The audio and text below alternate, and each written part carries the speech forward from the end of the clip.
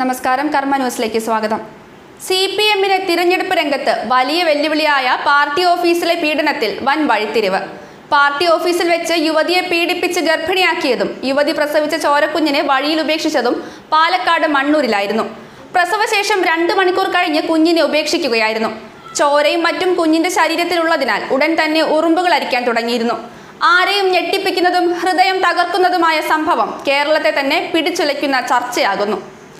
ഇതിനിടെ കുഞ്ഞിന്റെ അമ്മയും പീഡിപ്പിച്ച പ്രതിയും ഡിവൈഎഫ്ഐക്കാരായിരുന്നു. ഇവർ ജൂണിൽ പാർട്ടി ഓഫീസിൽ മാഗസിൻ തയ്യാറാക്കാനായി സംഗമിച്ചപ്പോഴായിരുന്നു യുവതി ഗർഭം ധരിച്ചത്.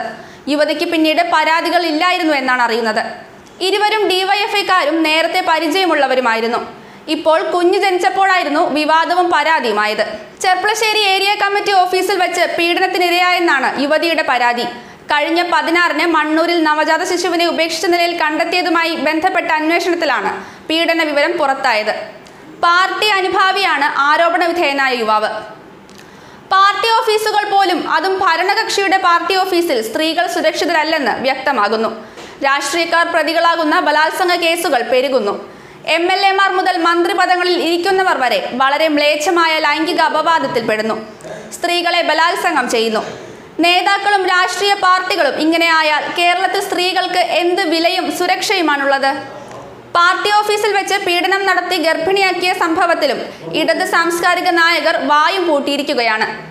ഇടത് വനിതാ നേതാക്കളും നവോത്ഥാന നായികമാരും ആക്ടിവിസ്റ്റുകളും പോലും അബലകളും ഇരകളുമായ യുവതികൾക്കും ചോര കുഞ്ഞുങ്ങൾക്കും വേണ്ടി ഒരു വാക്ക് പോലും ഫേസ്ബുക്കിൽ കുറിക്കുന്നില്ല.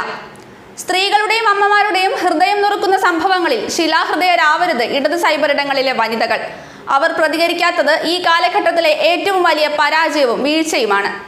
ഇടത് നേതാക്കളെ ചുറ്റിപ്പറ്റിയുള്ള ആരോപണങ്ങൾ ഇത്തരത്തിൽ വർദ്ധിക്കുന്നത് ഒഴിവാക്കാൻ പാർട്ടി തന്നെ കർശന നിർദ്ദേശം സ്വീകരിക്കാത്തത് എന്തുകൊണ്ടാണ്? പാലക്കാട് പാർട്ടി ഓഫീസിൽ വെച്ച് മാഗസിൻ ചർച്ചയ്ക്ക് വന്ന യുവതിയെ ഗർഭിണിയാക്കിയത് പാർട്ടിക്ക് ഏറെ ചീത്തപ്പേരുണ്ടാക്കി.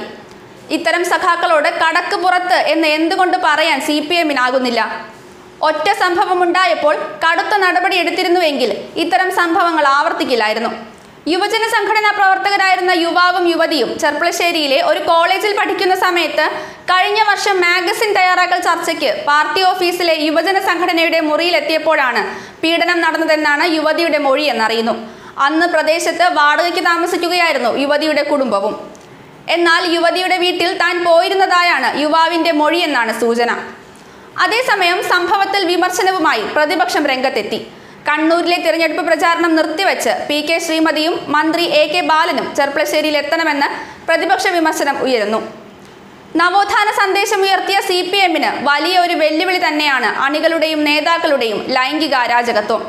ഇപ്പോൾ പാർട്ടി ഓഫീസിൽ വരെ ഇത് എത്തി നിൽക്കുന്നു. ന്യൂസ് ഡെസ്ക്, കർമ്മ ന്യൂസ്.